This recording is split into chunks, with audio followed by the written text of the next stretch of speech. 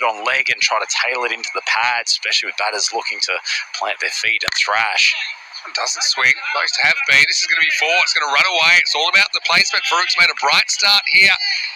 And the bowler, left arm, I cannot believe that's made it to the boundary. Well, I'm not surprised he's infuriated. He's actually had Farouk mistime that ball, but evidence there of just how quick this outfield is at Mushta Cricket Club.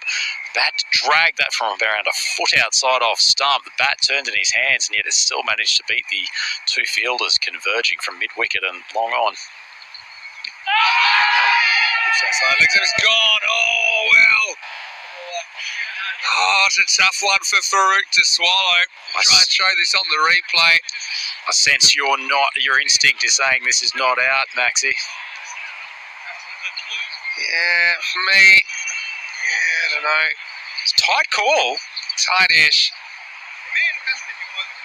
Let's see the rest of it.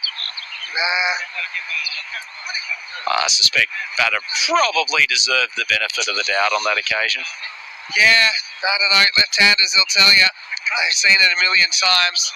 Probably because of like where it hits you on leg. If he hits him on leg, it must have pitched outside leg. You know, it's not like a really straight or anything like that. I got a call it as I say. I think it's a bit of a rough one. The umpire has to make up his mind in an instant, and that's a bit of a break for Hammarby. They get Farouk, who is looking good. It's 19 for 1. Yeah, certainly a big wicket. Context of this game, nice little 30-odd from Farouk would have been setting the Tigers on their way. On the other hand, it does bring Hock to the crease and heat them in the opening stages. This tournament usually takes a couple of balls to get going, but man, this boy gets a short of a length ball. He cracks it to the leg side. I suppose you look at it on the evidence. Is it conclusive or not? I don't think it's one that you can really do too much about. The umpire sees it pitching in line, hitting in line. It wasn't far away. Anyway, wrapped up. He had a bit of bad luck. I mean, he gets a bit of good luck straight away. And it brings out Rizvi Hock out number 3. Probably not what they had in the plan, getting Hock there quite this early. But they'll keep pushing the Tigers, and they have to. Started the innings requiring around 12 and over to chase down this target. Started brightly, but Hammarby's got a useful bowling lineup.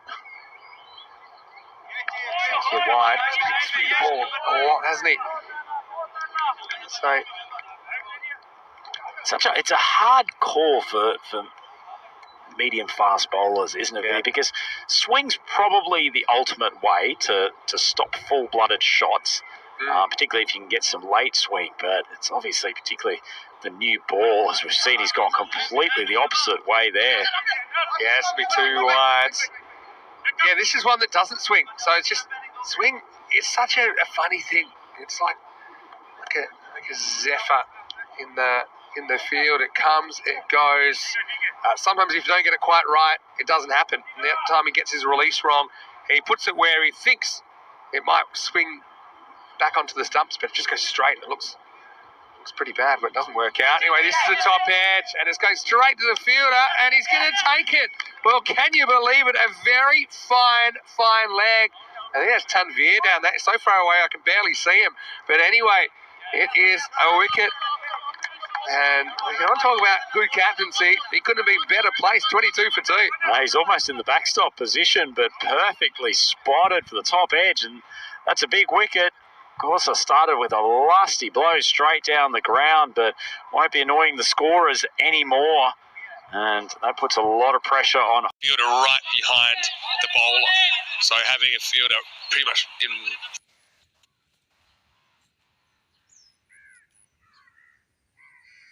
I liked bowler's arm. I think when I went back and read the laws of cricket, as I did in my break, because, you know, something to do. This is in the air. It's good power play batting. This is up and over. Maximo Azad. He keeps his team at the rate with that one.